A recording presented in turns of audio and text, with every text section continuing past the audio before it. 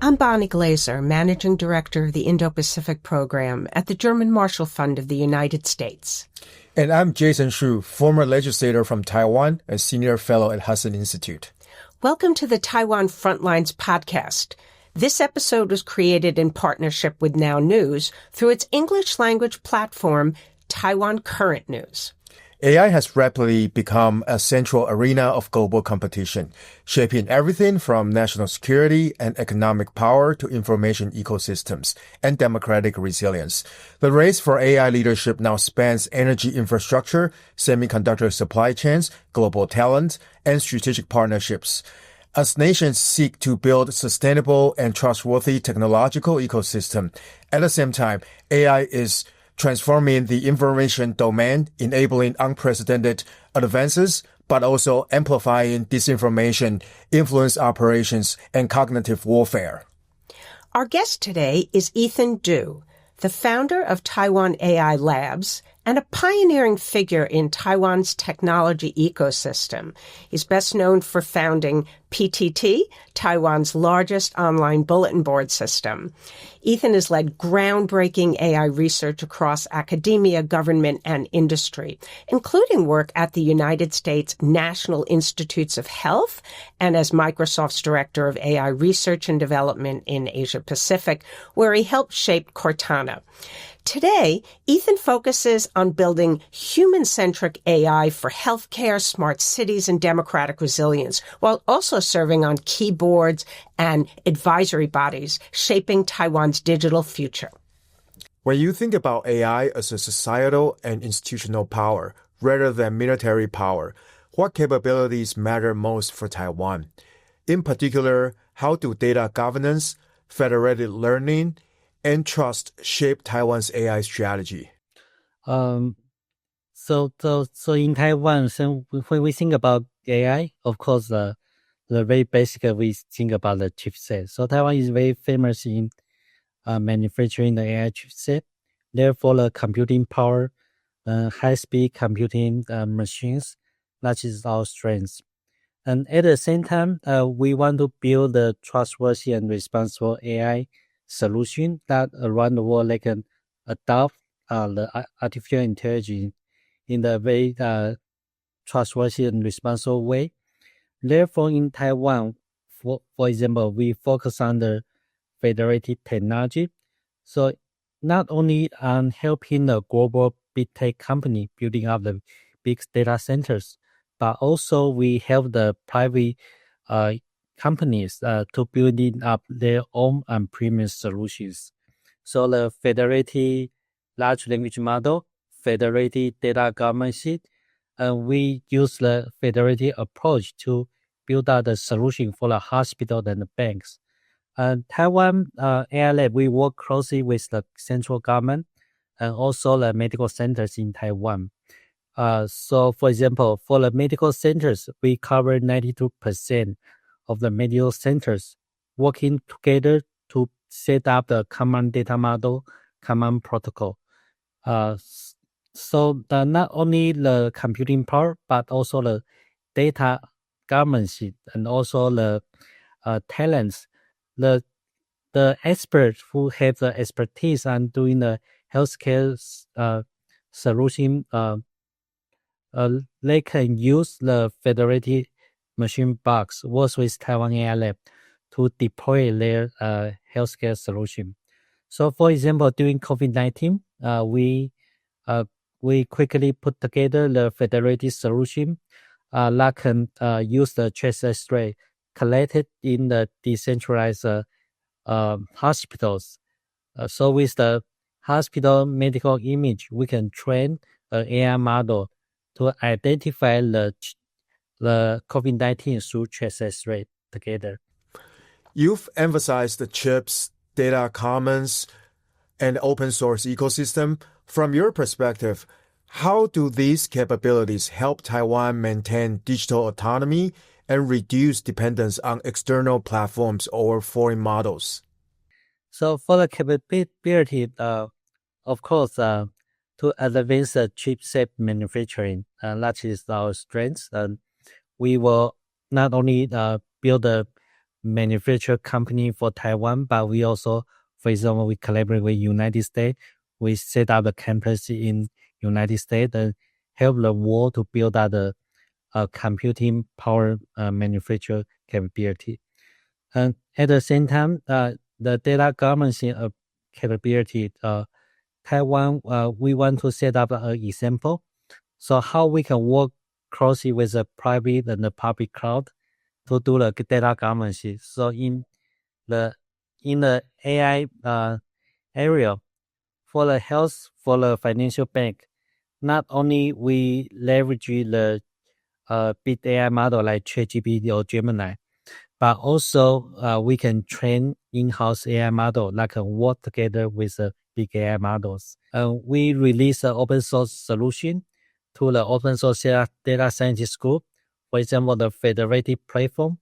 Therefore, they can train the AI model, build out the AI capability by themselves. From what you've observed, Ethan, where has China made the most progress in AI-enabled information warfare? And how does Beijing use AI to shape narratives, manipulate social media behavior, and influence public opinion in Taiwan? Of course, we build out the solution like for the autonomous vehicle, autonomous drone, to identify the threat automatically. But also at the same time, we have a very big threat from China. Is actually the information manipulation on the social media. So in Taiwan AI, we have a platform, we call it infodemic. So with this infodemic platform, we set up the AI model. We monitor the news, understand the online behavior automatically in a very large scale. Then we can identify the real user's account and also the inauthentic collaborative account. So by distinguishing the real user inauthentic account, then we can understand what kind of narratives China is spreading in Taiwan's society, and what kind of narrative will cause the victims in Taiwan, which means the organic user following the narrative and they feel angry and they feel unrest and they feel fear. Those are the victims who following these narratives. Ethan, could you walk us through one or two concrete cases where AI-enabled coordination bots or synthetic media measurably shift the public behavior in Taiwan or elsewhere?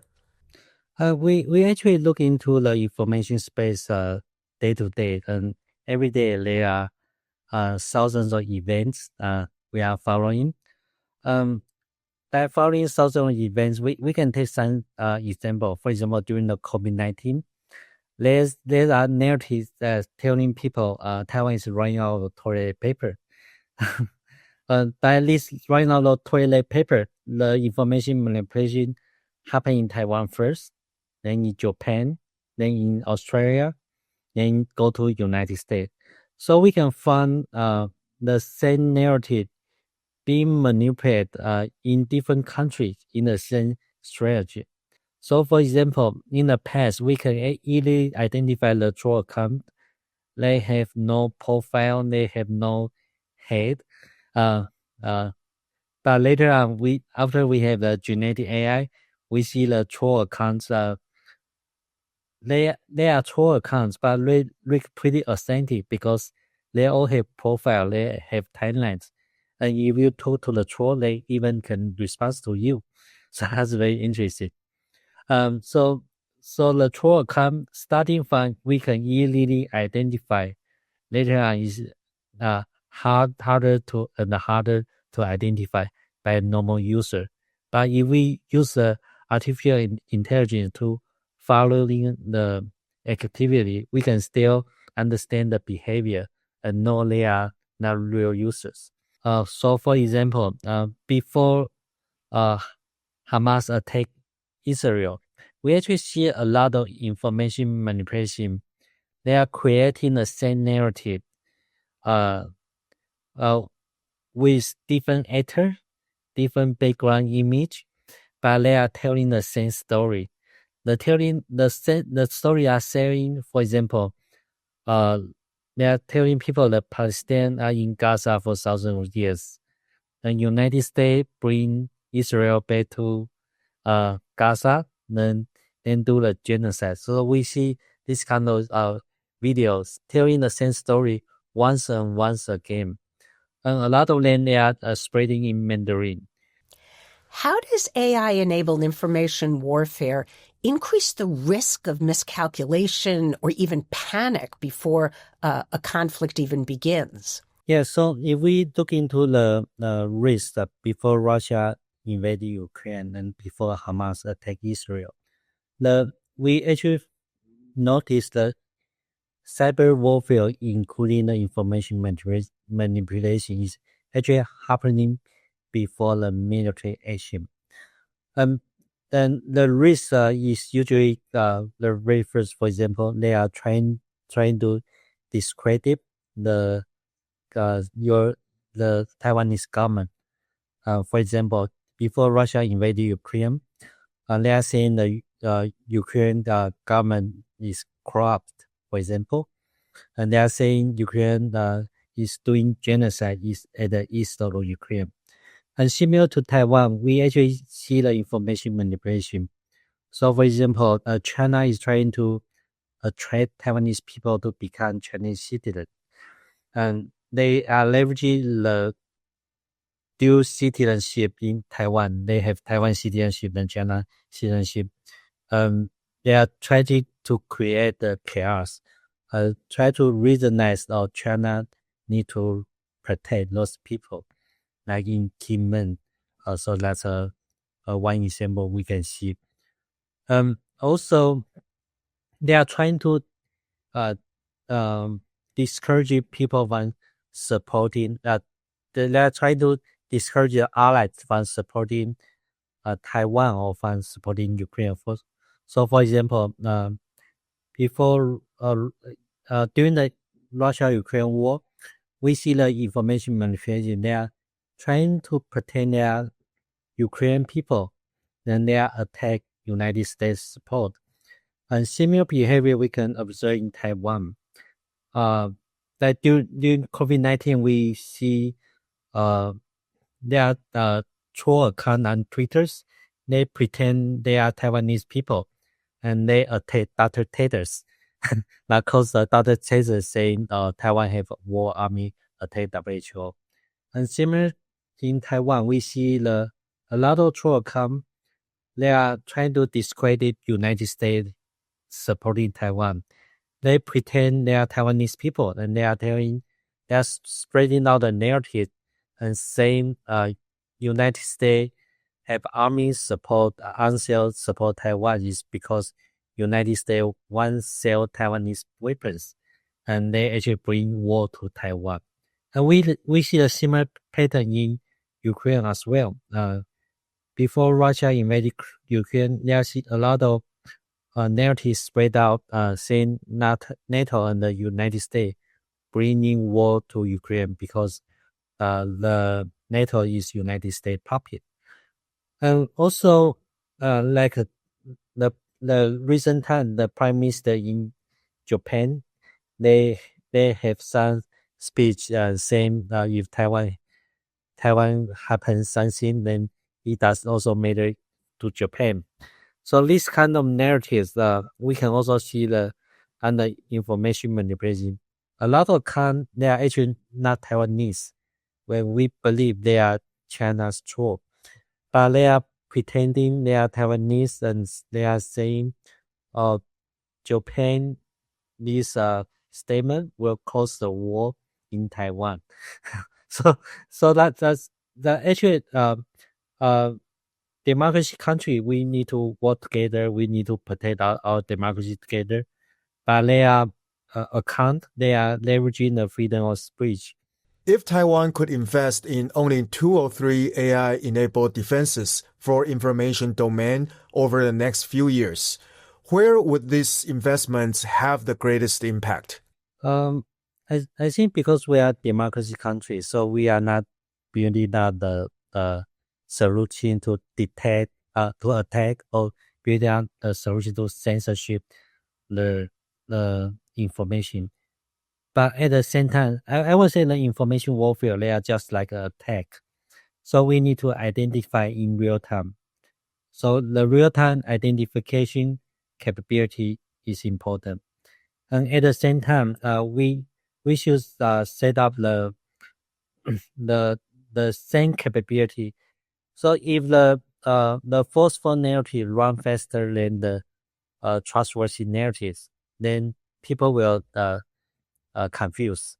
So we need to identify those forceful information as telling people the strategy of the information warfare.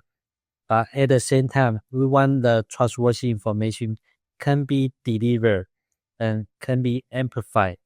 The real humans' statements, yeah. So we want the truth can be amplified, and we want to the information manipulation can be understood.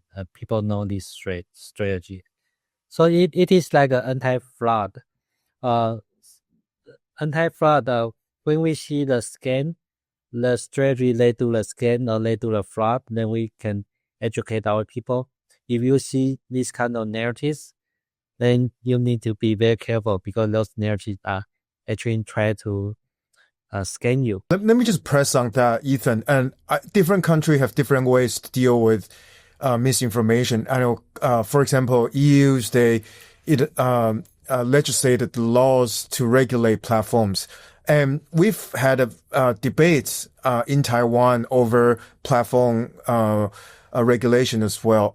And it sounds to me that you are in a camp of regulating some sort of information. And can you just sort of talk about it a little bit? Because I wanted to know how exactly we can address this problem rather than just kind of talking about the why, what happened. Yeah, please. Okay, so if you look into the information manipulation, actually the platform company, they benefit from those information manipulation. Because the fake account, the fake traffic, actually they are generating revenue. And at the same time, if our government, for example, Taiwan, we want to let people know what's the real things happening, we need to buy the advertisement. Which means if there's more information manipulation on the platform, Taiwanese government need to spend more money on buying the ads. So from my point of view, I actually support the regulation just like the EU.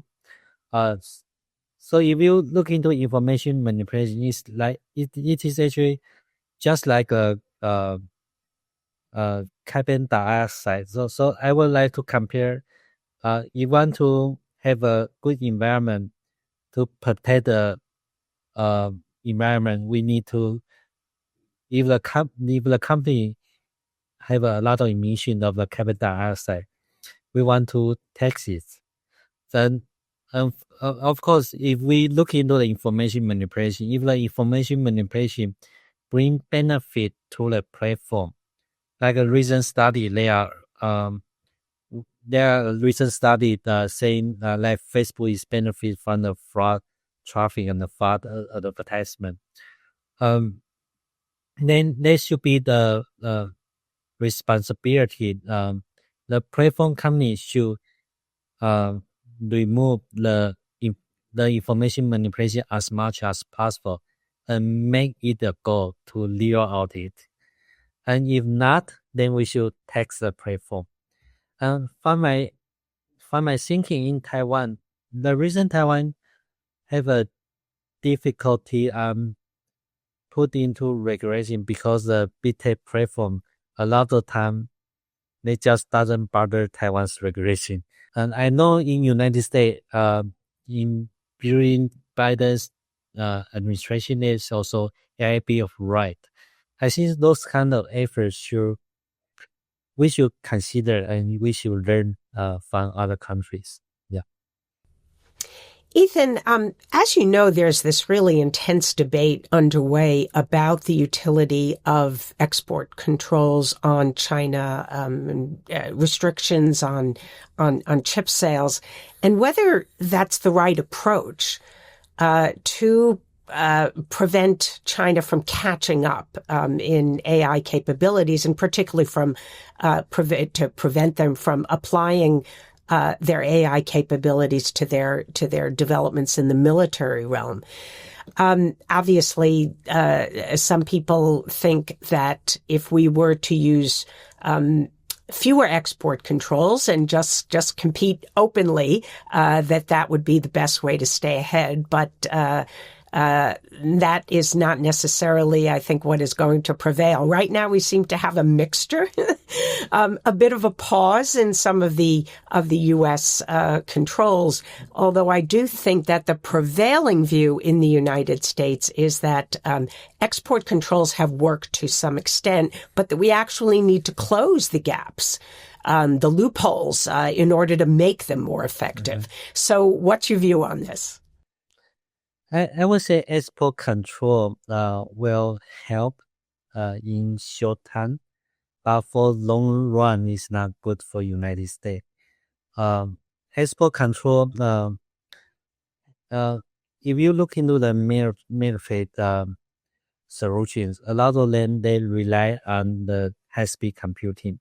High-speed computing, the manufacturing and also the ecosystem is actually in Taiwan and United States. Therefore, if we have the export control, of course, China, they will have difficulty producing the military weapon relying on the AI computing power in the large scale. So, for example, a lot of time people think, it won't restrict China from training AI model for the large language model because they can still rent the high-speed computer from other countries.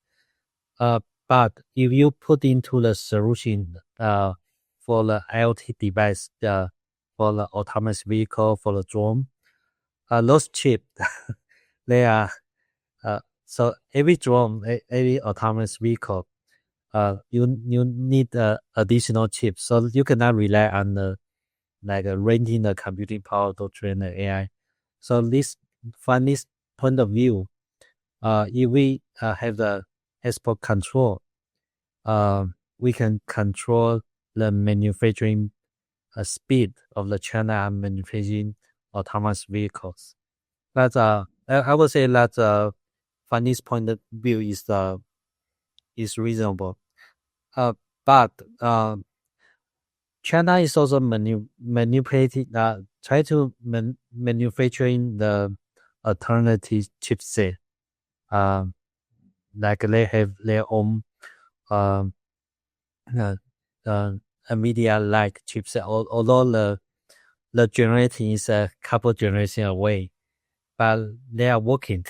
Yeah, following Bonnie's question, Ethan, so the way I see the U.S.-China AI race, there are several aspects that we need to dig deeper. One is that, obviously, as you mentioned, the chips, China would be able to train their models with good enough chips and then with a larger quantity and also more sufficient power to get the same level and performance as U.S.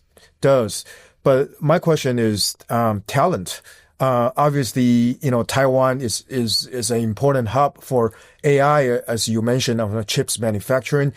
My question to you is, how would you advise Taiwan government to continuously cultivate talent for AI workforce?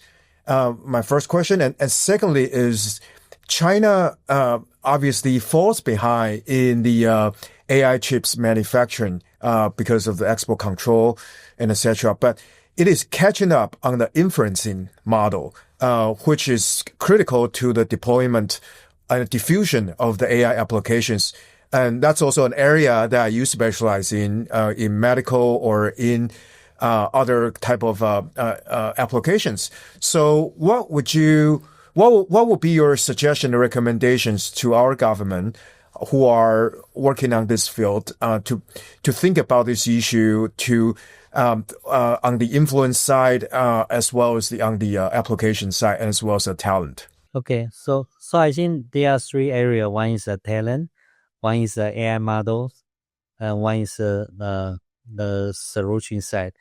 So of course in Taiwan, training the AI talent is also one of our main agenda in Taiwanese government. So we have the strategy that in the next couple of years we want to train in the industry. We want to train the manager that are able to use AI in the industry for the technical transformation.